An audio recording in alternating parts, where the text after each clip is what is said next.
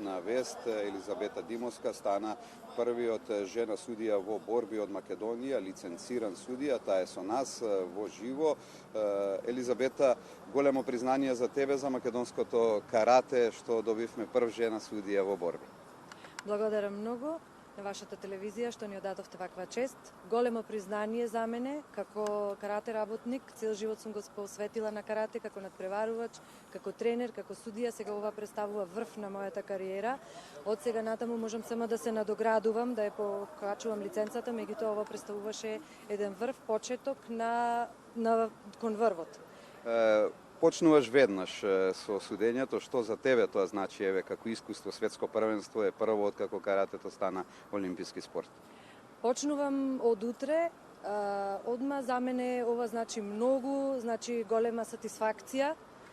Сето искуство што сум го собрала досега како национален, потоа и европски судија, сега е време да го покажам тука пред светот и многу големо признание за мене. И за вас, но и за македонското карате е тоа големо признание. Македонската делегација е многу почитувана овде во Линц, од нас очекува добри резултати. Иако сте судија, секако ги знаете приликите во нашиот табор, можеме ли да очекуваме добри резултати, па и медал, повторување на резултатот на Жарко Арсовски?